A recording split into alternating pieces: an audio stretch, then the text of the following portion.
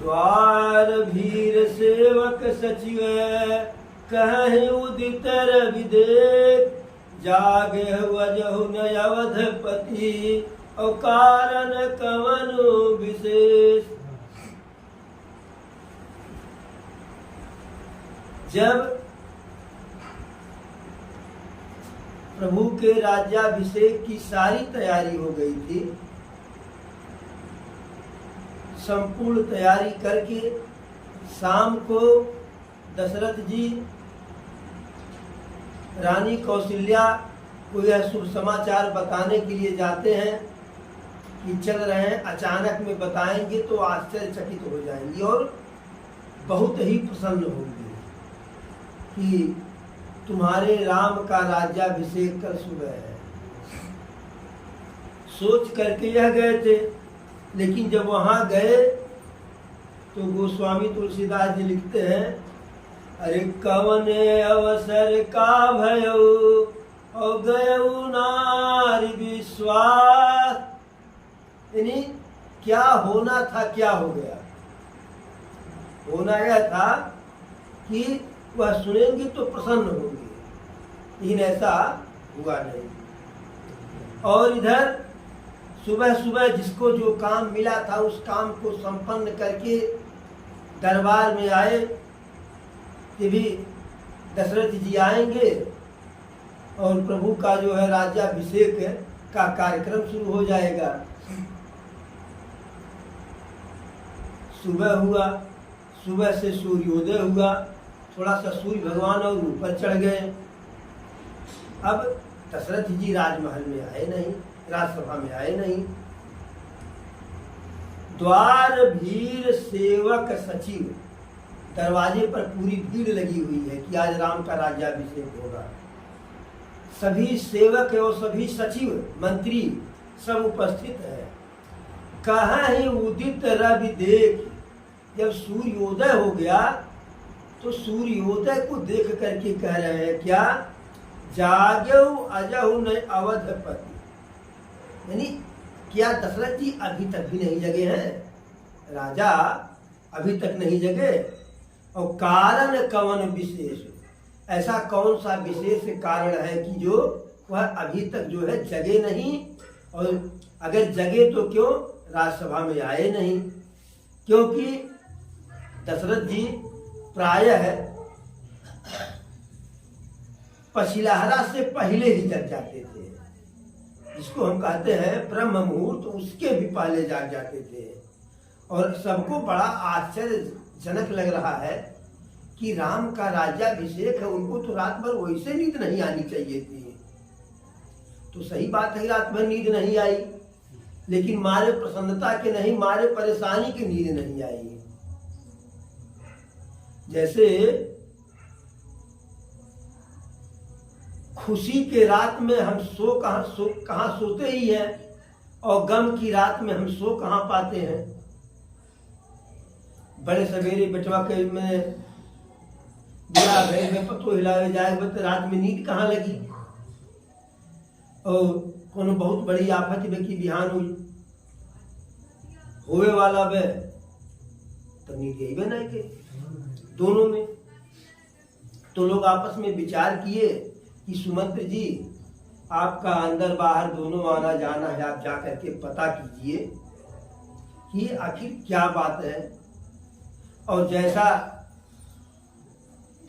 नरेश का आदेश हो उसी के अनुसार कार्य किया जाए। अब सुमंत जी माता कैकेयी के महल में जाते हैं। महल में जैसे अंदर गए, वहां का सूनापन देख करके उनको भय सा लग रहा है। देख भयावन जात डेराही, महल में जैसे प्रवेश कर रहे हैं, सूनापन है। इसे देखिए, जब कोई अनहोनी होनी होती है तो एक अंदेशा हो जाता है, कुछ गड़बड़ अनिष्ट होने वाला है। और ढाई खाई जन जाई न हेरा, गए सुमंत्र तब राउर माही। जब दशरथ जी के पास गए तो डर सा लग रहा है। और धाई खाई जन जाय नहेरा, मानहु विपत्ति विषाद बसेरा। वह कैकेयी का वह जो राजमहल है, ऐसे लग रहा है सुमंत जी को खाने के लिए दौड़ रहा है, और जैसे विपत्ति अपना वहां डेरा डाल दिया। अब पूछ रहे हैं कि दशरथ जी कहाँ है, नरेश कहाँ है, मालिक कहाँ है, कोई कुछ नहीं बोल रहा है। गए जही भवन भूप कैकेयी, और जिस कमरे में को भवन में कैकेयी माता थी, उस कमरे में तब सुमंत जी गए। और वहां देखे जब दशरथ जी को, जैसे कोई चिड़िया जिसका दोनों पैर पर पंख दोनों कट गया हो और निढाल पड़ी हुई हो, उसी स्थिति में दशरथ जी पड़े हुए थे। उस भयावह स्थिति से दशरथ जी निकलना चाह रहे थे, लेकिन पंख न हो, उस कमरे में आग लगा दिया जाए तो चिड़िया हो या मनुष्य का पैर न हो तो निकलना तो चाहेगा ही, लेकिन निकल नहीं पाए। शिव भाई वह बैठ गया उसी पे। नहीं ठीक ना, तो बोलबा तुम्हें वजिया आई नहीं, ठीक बाकी बोलबा का वजिया वो में आई, वो खुशियां बैठ गई।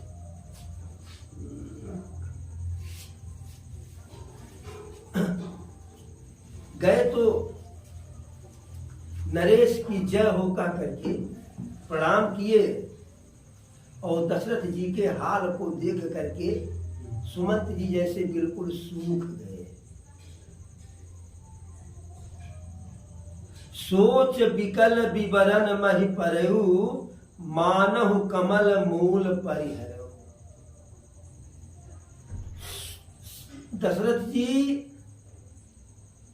को देख करके सुमंत जी के चेहरे का रंग उड़ गया। दशरथ जी के चेहरे का रंग तो उड़ा ही था, मुख का रंग, सुमंत के भी जो है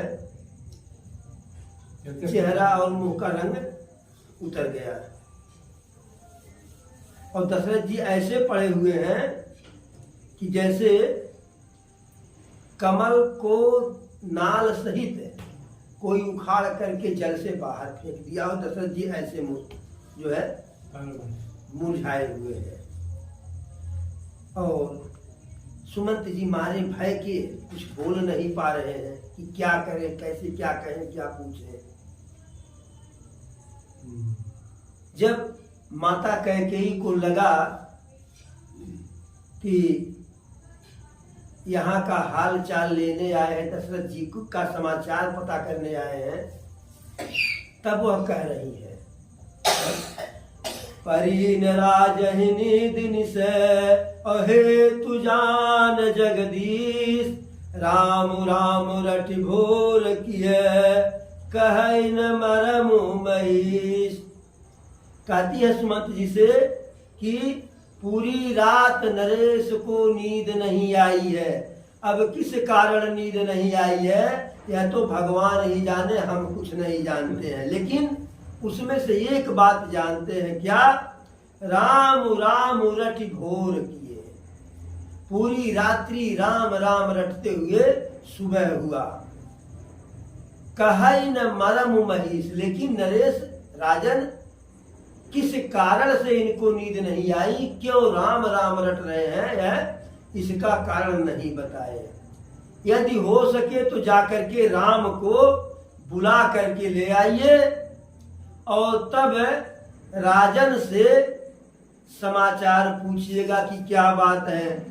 सुमंत्र जी जब कैकेयी कह रही हैं ऐसा कि राम को बुला करके लाइए, और दशरथ जी कुछ भी नहीं कह रहे हैं, न रोक रहे हैं न टोक रहे हैं, तो सुमंत जी को लगा कि दशरथ जी भी यही चाह रहे हैं। एक कहावत है कि मौनम स्वीकार लक्षणम। अगर कहा जाए बाबू पानी पिएंगे, आप चुप है, इसका मतलब पानी आप पिएंगे। कह देना ना नहीं पिएंगे तो नहीं पिएंगे, लेकिन एक चुप है तो उसका मतलब पिएंगे। वो गए राम को बुलाने, लेकिन सुमंत जी को लग गया कि कैकेयी जरूर कुछ जो है कुचाल की है, कोई चालाकी जरूर की है। रास्ते में जा रहे हैं सुमंत जी प्रभु को बुलाने, उनका पैर जो है सीधे नहीं पड़ रहा है, दाएं बाएं पड़ रहा है, कि चिंतित है कि राजन राम जी को बुला करके उनसे क्या कहने वाले हैं। अब गए उधर धीरज गए द्वारे और पूछे सकल देखी मनु मारे। जैसे ही राज दरबार में सुमंत जी पहुंचते हैं, उनका चेहरा गिरा हुआ है, रंग चेहरे का फीका है, तो सबके सब पूछते हैं कि भाई क्या बात है, यहाँ से गए प्रसन्न मन से और वहां से आ रहे हैं, चेहरे का रंग उड़ा हुआ है। तो सबको थोड़ा बहुत बता करके सबके मन के शंका का समाधान करके राज दरबार से गए वहां जहां प्रभु राम विराजमान थे, और प्रभु राम से कहे कि आपको माता कैकेयी के महल में नरेश बुलाए हैं, अर्थात आपके पिताजी बुलाए हैं। जब सुमंत जी राम के पास गए तो राम जी सुमंत जी को प्रणाम किए और सुमंत जी का वही सम्मान किए कि जो सम्मान दशरथ जी का वो करते थे, और सुमंत जी उनको बताए, उनको लिवा करके सुमंत जी राम को कैकेयी माता के भवन में गए। अब जब लोग देख रहे हैं कि सुमंत जी के मंत्री के पीछे पीछे प्रभु जा रहे हैं, तो लोगों को थोड़ा सा जो है संदेह हुआ कि वह कौन बात ही है, कि वह कौन बात ही है। अब प्रभु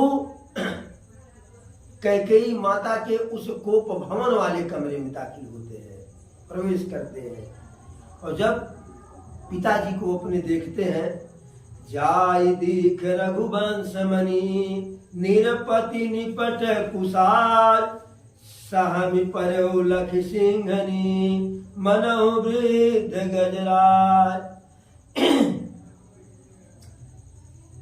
पिताजी को अपने असहाय देखकर, माता को कुबेश में देखकर एकदम प्रभु जो है सहम सा गए, संपात गए। कैसे सहम गए कि जैसे कोई वृद्ध गजराज हो कि अब उसके शरीर में बल नहीं है और सामने शेरनी दहाड़ मार रही हो, तो शेरनी के दहाड़ को सुन करके वृद्ध गजराज सहम जाता है कि हूं तो गजराज लेकिन शरीर में बल नहीं, इसका प्रतिकार नहीं कर पाऊंगा, इससे लड़ नहीं पाऊंगा।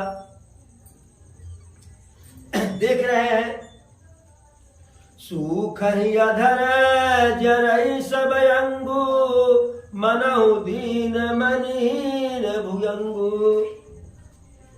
सूख अधर जरई सब अंगु,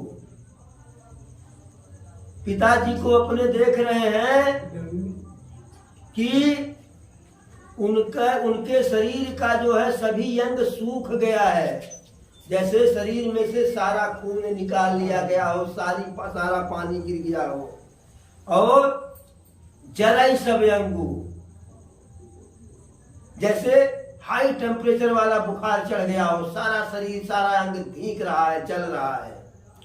और स्थिति कैसे है, मनहु दीन मनहीन भुजंगू, जैसे सांप का मणि जो है कोई निकाल लिया हो और सांप दीनहीन हो गया हो, मणि के लिए इधर उधर फड़फड़ा रहा हो। फिर पिताजी के बगल में सरुस समीप देख कैकेयी और मानहु मीच घरी गनी लेई। माता कैकेयी को उनके समीप सरुस यानी क्रोधित देख करके मानहु मीच घरी गनी लेई, ऐसे लग रहा है कि अभी जो है तत्काल इनका प्राण लेने वाली हैं, लेकिन प्रभु मर्यादा का ख्याल रखते हैं, उतावला नहीं होते हैं, सूझबूझ से काम लेते हैं। बहुत मीठी वाणी में माता से पूछते हैं, करुणामय मृदु राम सुभाऊ, प्रथम दीख दुख सुनान काऊ। वह प्रभु जिनका स्वभाव ही जो है करुणामय है, जिनकी वाणी ही मधुर है, जिनके विचारों में मिठास है, जो इसके पहले कभी दुख देखे ही नहीं थे, सुने ही नहीं थे, पहली बार दुख का दर्शन किए और दुख का दर्शन ऐसा किए कि महादुख है। फिर धैर्य धारण करके परिस्थितियों का विचार करके बड़ी मीठी वाणी में माता से पूछते हैं, बोलते हैं, अरे मोहि कहु मातु तात दुख कारण, करिय जतन जई होई निवारण। हे माता जी, हमें पिताजी के दुख का कारण बताओ। आप हमको कारण मात्र बता दीजिए और मैं वह सारा उपाय करूंगा, सारा प्रयत्न करूंगा जिससे पिताजी का दुख दूर हो जाए। माता कहती है कि इनके सारे दुख का कारण पुत्र एक ही कारण है, क्या? कि नरेश का अर्थात आपके पिता का आपके प्रति बहुत अधिक प्रेम है। तो प्रभु कहे तो प्रेम है तो दुख का कारण नहीं है माता। भाई हमारे प्रति मान लीजिए हमारे अन्य तीनों भाइयों से अधिक प्रेम है, तो इससे दुख हमारे भाइयों को होना चाहिए, इससे दुख हमारी अन्य दो माता जैसे आप और सुमित्रा माता को होना चाहिए। लेकिन पिताजी का के दुख का कारण तो कुछ नहीं है। तब माता कहती है कि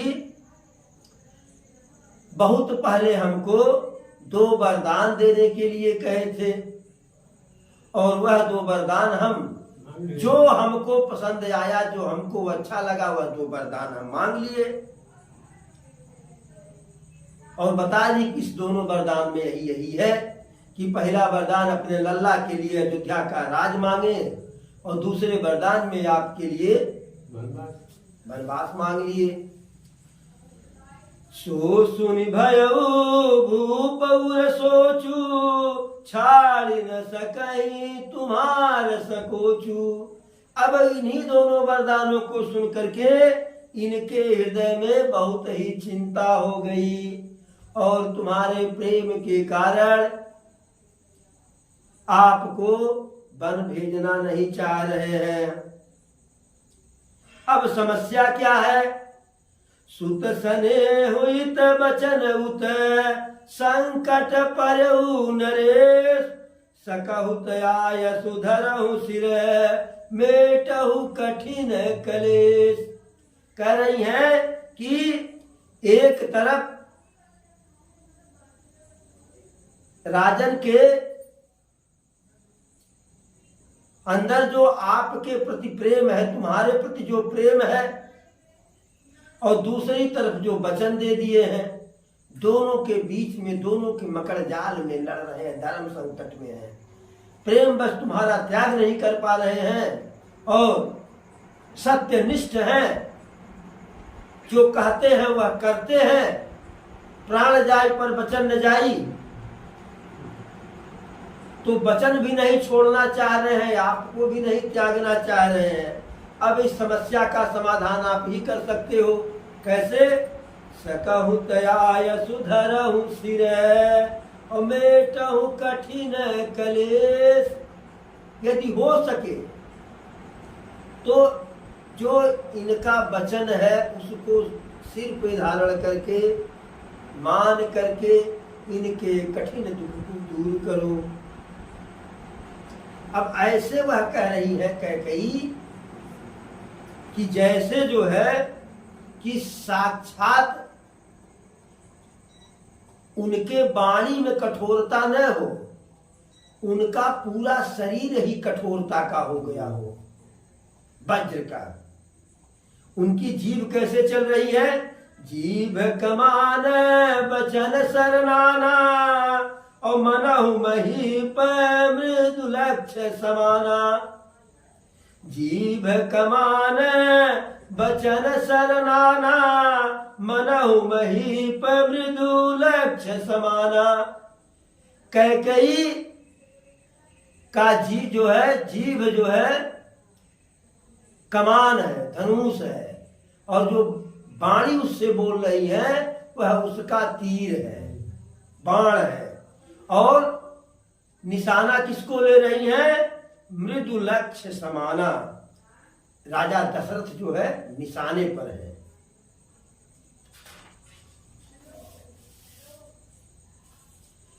जैसे कठोरपन ही शरीर धारण कर लिया हो और सिखाई धनुष विद्या बीरू, और उस कठोर शरीर को कोई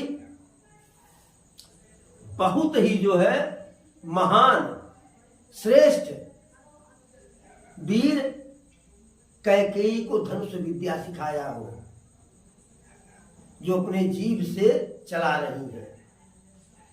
सब प्रसंग जो है राम को सुनाई और बिल्कुल निठुर होकर के, निष्ठुर कटकरेजी बन करके वहीं बैठ गई।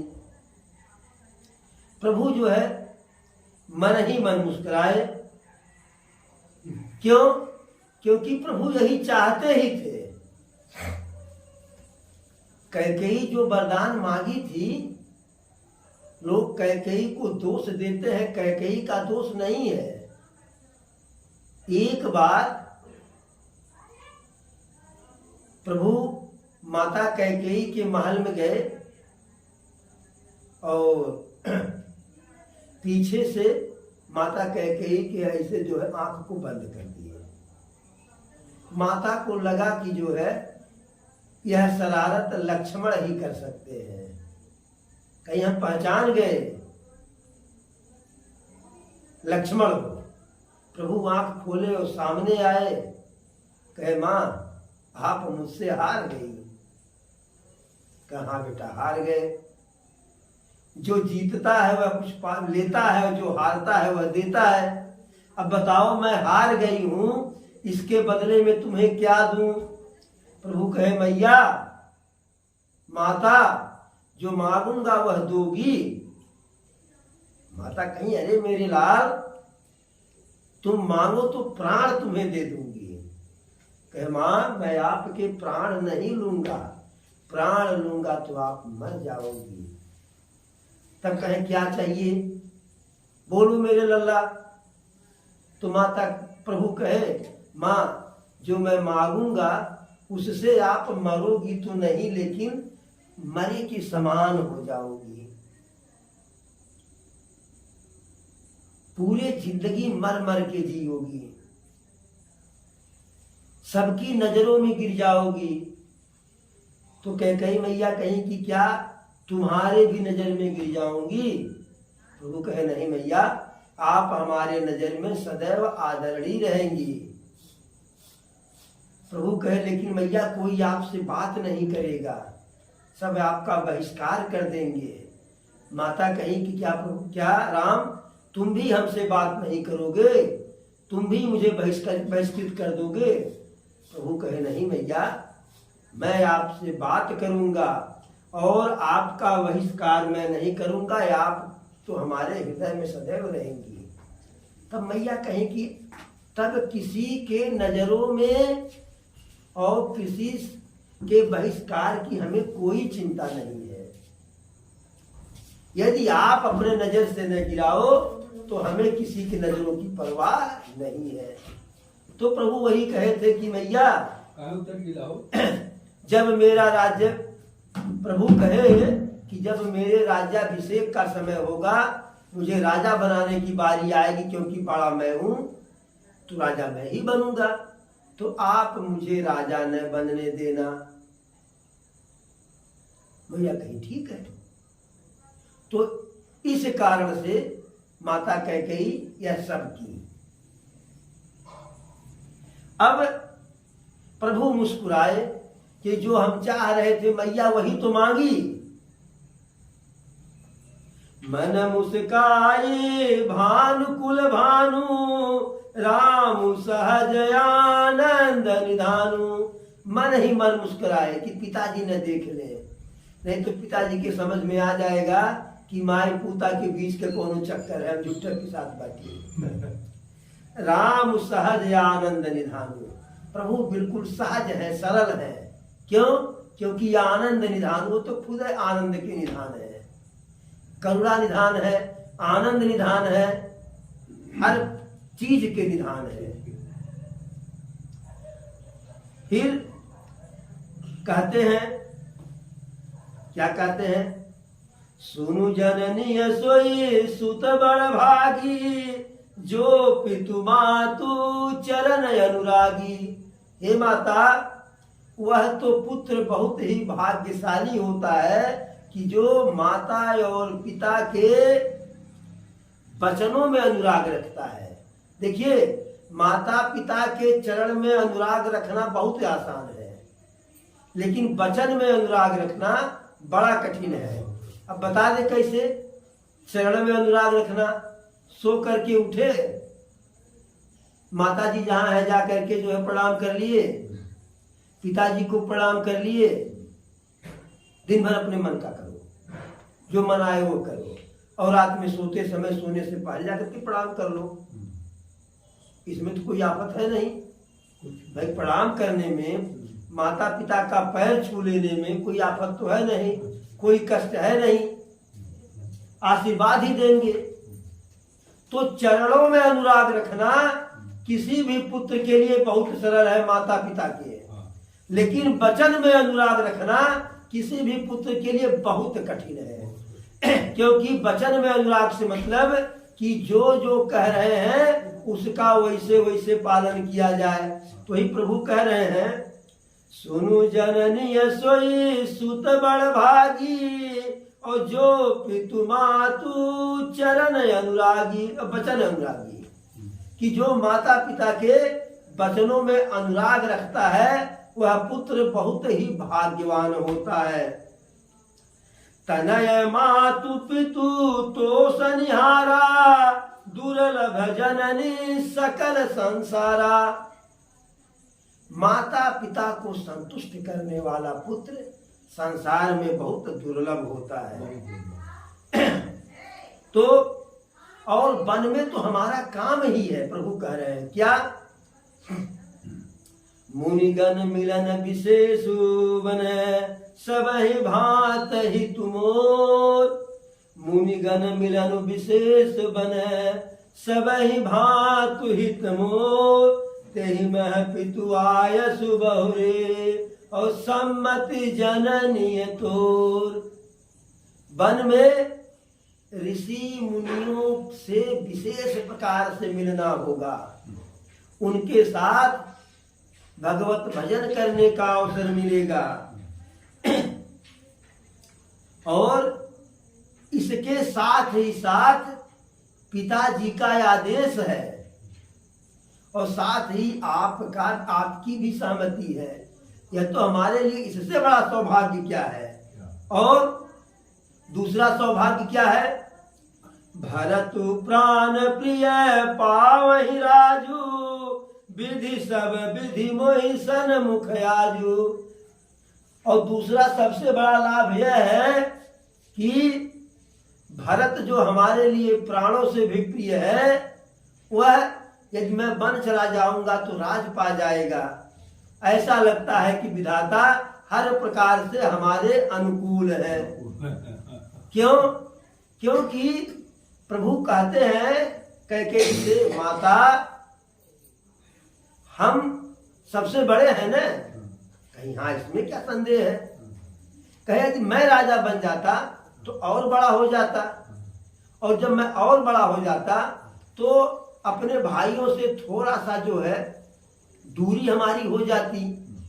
लेकिन मैं तो बड़ा हूं ही, और भरत जी राजा बन जाएंगे, भरत बाबू राजा बन जाएगा तो वह भी बड़ा हो जाएगा, मैं पहले से बड़ा, और मेरा छोटा भाई भरत राजा बनेगा तो वह भी बड़ा हो जाएगा, तो हम दोनों बराबर हो जाएंगे।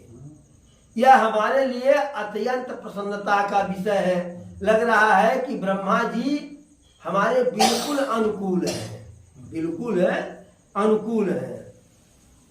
और यदि ऐसे शुभ अवसर का, ऐसे चांस का, लोग कहते हैं कि समय बार बार नहीं आता है, यह जो समय हमको मिला है बढ़िया वाला, अगर इसका हम भरपूर प्रयोग नहीं कर लेंगे, इस अवसर को हम अपने हिसाब से एडजस्ट नहीं कर लेंगे, भजा नहीं लेंगे, तो प्रथम गणीय मोहि मूढ़ समाजु, प्रबुद्ध वर्ग हमें समाज का हमारी गिनती मूर्खों में करेगा। और यह हमारे लिए बहुत ही बड़ा सौभाग्य का विषय है। लेकिन समस्या क्या है? अम्बु एक दुख मोह विषेखी, निपट विकल नर नायक देखी। लेकिन मुझको एक विशेष दुख यह है कि पिताजी बहुत ही असहाय हो गए हैं। बात तो थोड़ी सी है, बात तो थोड़ी सी है, और लेकिन मुझे यह ऐसा लग नहीं रहा है कि इस छोटी सी बात को लेकर के हमारे पिताजी इतने परेशान, इतने दुखी, इतने दीनहीन हैं। राउ धीर गुण उदधिय गाधु, भा मोहित कछु बड़ अपराधु। प्रभु कहते हैं कि माता, पिताजी तो धैर्य के सागर हैं, और वह भी अथाह वाला प्रशांत महासागर। इतने जल्दी तो धैर्य छोड़ेंगे नहीं, जो है छोटी सी बात में इतना घबराएंगे नहीं। लग रहा है कि इनसे कोई बड़ा अपराध हो गया है, इनसे कोई बड़ा अपराध हो गया है, मुझसे कोई बड़ा अपराध हो गया है, इनसे नहीं मुझसे, जिससे जो है यह मुझसे कुछ कह नहीं रहे हैं। और हे मैया, मेरी शपथ है आपको, हमारा कसम, सही सही बताओ क्या कारण है। तो माता जी अपने छल कपट से जो है, जब प्रभु राम का जो रुख पा गई कि राम जाने के लिए तैयार है, राम जाने के लिए तैयार है, तो बाणी मीठी लेकिन उसमें कपट जो है घोर करके, जैसे शरबते में जहर मिलाई कह रही हैं, शपथ है तुम्हारे भरत के आना, हे तुन दूसर मैं कछु जाना। कि हे पुत्र, तुम्हारी कसम खा के कह रही हो, भरत की कसम खा करके कह रही हो, मैं दूसरा कोई कारण नहीं जानती हूँ। फिर ऊपर से एक चूड़ी चढ़ा दी, क्या? तुम्हें अपराध जो गुनहि ताता, जननी जनक बंधु सुखदाता। माता कैकेयी कह रही है, जैसे कोई कुकर्मी बढ़िया बढ़िया उपदेश दे तो अच्छा नहीं लगता है ना, तो ऐसे माता नीच कर्म कर रही है लेकिन उपदेश बढ़िया बढ़िया दे रही है। क्या कह रही है? तुम अपराध जोग नहीं ताता, जननी जनक बंधु सुखदाता। अरे हे पुत्र, तुम्हारे अंदर तो अपराध करने की पात्रता ही नहीं है, तुम अपराध तो कर ही नहीं सकते हो। वह दूसरे लोग होते हैं कि जो अपराध कर लेते हैं, तुम तो अपराध करने के काबिल है या नहीं हो। तुम तो जननी जनक बंधु सुखदाता, माता पिता और अपने भाइयों को सुख देने वाले हो। राम सत्य सब जो कछु कहू, तुम पितु मातु वचन रतयहु। मैं जो कही हूं सब सत्य है, तुम भी जो कह रहे हो सब सत्य है, और आप तो पिता और माता के वचन को पूरा करने में तत्पर हैं। और अब आप एक ही काम कीजिए मेरे पुत्र, कि राजन को समझाइए कि मोह छोड़ दें, त्याग दें, जिससे बुढ़ापे में इनको अपजस न मिले। तुम सम सुवन सुकृत जहि दीन्हे, उचित न तासु निरादर कीन्हे। जिसे तुम्हारे जैसा पुत्र मिल गया है, उसे उसका निरादर अगर समाज करे तो यह उचित नहीं है। अब माता के मुख से ऐसी वाणी ऐसे लग रही है, कुमुख मुख से शुभ वाणी, जैसे मगह गयादिक तीर्थ। जैसे गया तीर्थ है ना, लेकिन महत्व है, लेकिन वहां जो है लोग गया में डांड भर नहीं जाते। लोग कहते का गया डांड भर जा तो। अब प्रभु को माता की सारी बात बहुत अच्छी लगी। जैसे जिम सुरसरी गति सलील सुहाए, जैसे गंगा जी में जो है कि जो ठंडा पानी ऐसे जो है कितना सुंदर लगता है, वैसे माता को जो है, प्रभु को माता की टेढ़ी मेढ़ी वाणी, छल कपट वाली वाणी बड़ी पसंद आई माता को। माता अरे प्रभु को, प्रभु एकदम जो गदगद है, एकदम गदगद है। इतने में राम की आवाज को सुन करके राजा की मूर्छा, जो मूर्छित हो गए थे, मूर्छा थोड़ी सी समाप्त हुई। करवट लिए, राम का नाम लिए। सचिव राम आगमन कही विनय समय समकीन। और सुमंत जी कहे कि राजन राम आ गए हैं और आपको प्रणाम करता हूं। अब जैसे सुने कि राम आ गए हैं,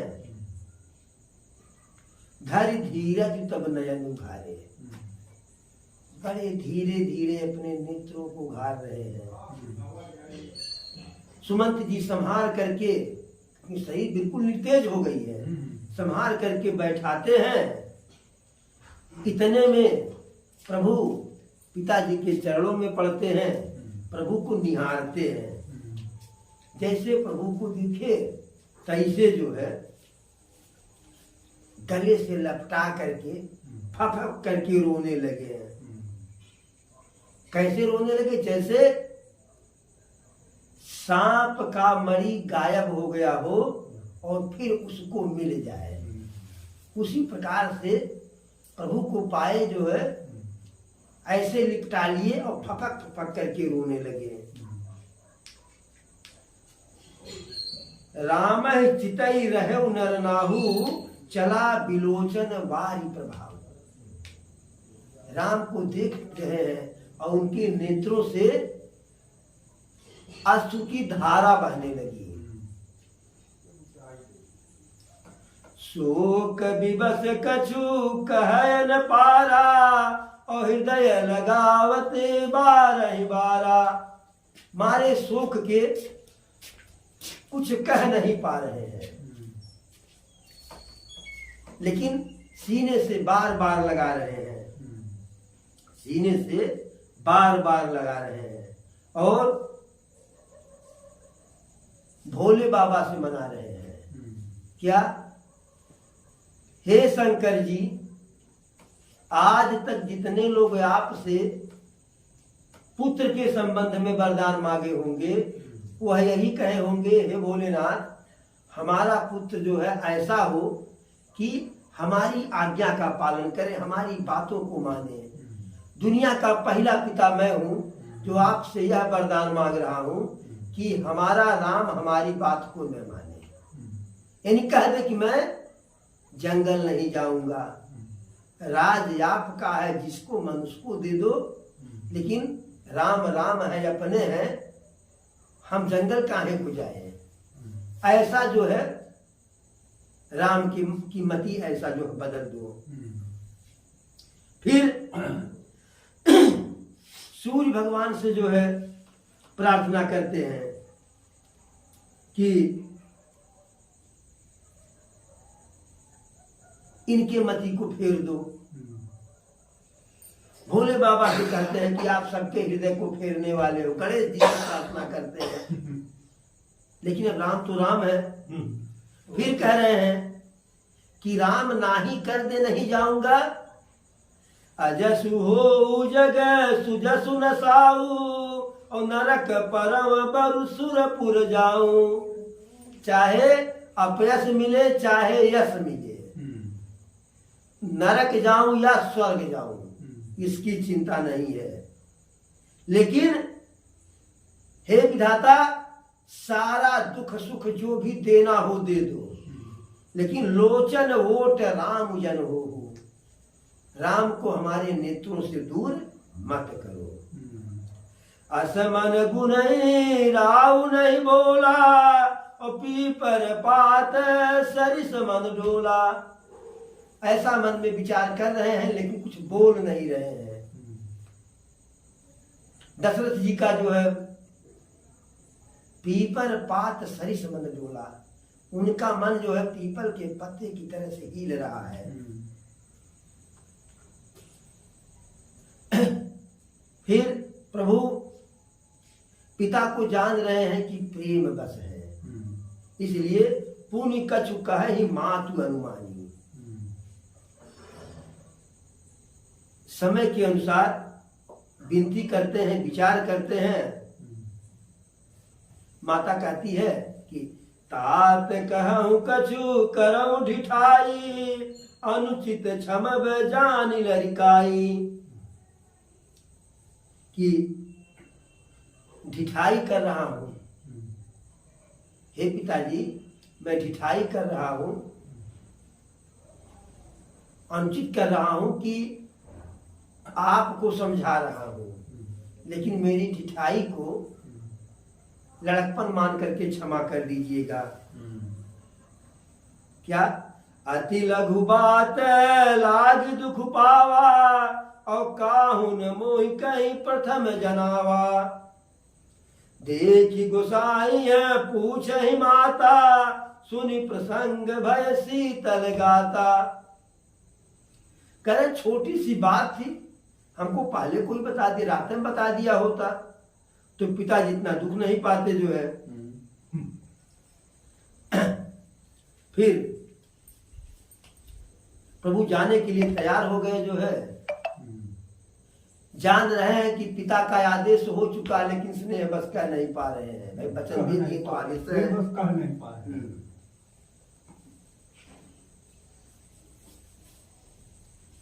माता कई बार बार समझा भी रही हैं। अब प्रभु जो है वहां से पिताजी को भी समझा रहे हैं। क्या? अरे पिताजी काहे को परेशान है, बस 14 वर्ष की ही तो बात है। हम यूं गए यूं आ गए, तब तक मेरा भरत है अयोध्या का राज करेगा। हम आ जाएंगे, भरत जो है फिर हमको राजा बना देगा। दिक्कत क्या है, आप क्यों परेशान है? लेकिन पिता की जी से अरे तो फिर जो है वो नहीं जा रहे। वहां से प्रभु जाते हैं अपनी माता के पास। और जैसे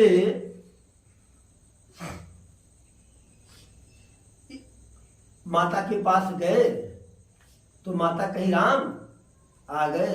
हाँ माता, कहीं अभी स्नान नहीं किए हैं? नहीं। कहीं जाओ जल्दी स्नान करो। अच्छा रुको रुको रुको रुको, जब आई गए हो तो पहले जो मन करे वह खा लो, जो अच्छा लगे वह खा लो, और तुरंत स्नान करके जाओ। राजा इंतजार कर रहे होंगे पिताजी आपके, उनके पास जाओ। अब प्रभु को बताने गए थे माता से कि मैया हमें वन जाना है, अब सीधे कहें कैसे कि माता को कष्ट होगा। अब फिर घुमा करके बात कर रहे हैं। कह रहे माता एक बात हमें बताओ, मैं बड़ा हूं या भरत? तो मैया कहीं कि इसमें कौन सी बात है, तुम बड़ा हो। वो कहे मैं बड़ा हूं ना। कहीं हाँ, कहीं बताओ अयोध्या बड़ा है कि जंगल? माता कहीं कि जंगल बहुत बड़ा है। तो प्रभु कहे कि पिताजी रात में धर्म का विचार किए। कल तक जो है पिताजी सिर्फ रघुकुल के रीत का विचार किए थे कि जो बड़ा लड़का होता राजा बनता है राज्य का। लेकिन पिताजी कल धर्म का विचार किए कि मैं बड़ा हूं तो मुझको बड़ा वाला राजा बना दिए, मुझको बड़ा वाला राजा बना दिए। और मेरा भरत मुझसे छोटा है तो उसको छोटा वाला राजा बना दिए। तो माता कहती हैं, कौशल्या माता, कि बेटा मैं कुछ समझ ही नहीं क्या कह रहे हो। तो प्रभु कहते हैं कि माता अभी आप ही ने तो कहा है ना कि अयोध्या से जंगल बहुत बड़ा है। तो भरत को पिताजी अयोध्या का राजा बना दिए और हमको जंगल का राज दे दिए, बड़ा वाला राजा बना दिए। अब मैं बड़ा हूं तो बड़ा वाला ही रह जाऊंगा। तो माता कहती हैं कि हैं यह कैसे हो गया? कहीं कि ये बताओ सिर्फ पिताजी का ही आदेश है कि माता का भी आदेश है? कहीं जब बात उसमें भरत की आ गई तो कौशल्या माँ को लगा होगा कहीं कि अगर सिर्फ पिताजी कहे हो तो वन मत जाओ, क्योंकि माता का स्थान पिता से बड़ा होता है। तो मुझे बड़ा मान करके वन मत जाओ। लेकिन यदि माता का भी इसमें की सहमति हो, सम्मति हो, तो मैं नहीं रोकूंगी। तब वह जंगल सैकड़ों अयोध्या उस जंगल के आगे न्यौछावर किया जा सकता है। तो कहे नहीं, माता का भी जो है सहमति है, माता भी चाह रही है कहीं तो मेरे लाल तुम वन को चले जाओ, यही धर्म कहता है, यही रघुकुल की रीत कहती है। इस प्रकार से प्रभु तैयार होते हैं, माता से अनुमति लेते हैं, फिर पिताजी के पास आते हैं। अब प्रभु के वन गमन की कथा जो है, सीता मैया आती हैं, जाने के लिए कहती हैं, सीधे नहीं बोलती हैं लेकिन संकेत करती हैं। उनको प्रभु जो है बहुत समझाते हैं, नहीं मानती हैं। अंत तो गत्वा कहते भाई ठीक है चलो। लक्ष्मण जी आ जाते हैं, कुछ कह नहीं पाते हैं, मर्यादा बस, लेकिन सोचते हैं कि पता नहीं प्रभु साथ में लिवा जाएंगे कि छोड़ देंगे, क्या करें। स्वामी वह है, लिवा जाएंगे तो भी अच्छी बात, नहीं लिवा जाएंगे तो मैं सेवक हूँ, मेरा बस ही क्या है। तो यह सारी कथा जो है हम लोग फिर कल कहेंगे। एक बार बोल श्री रामचंद्र की जय।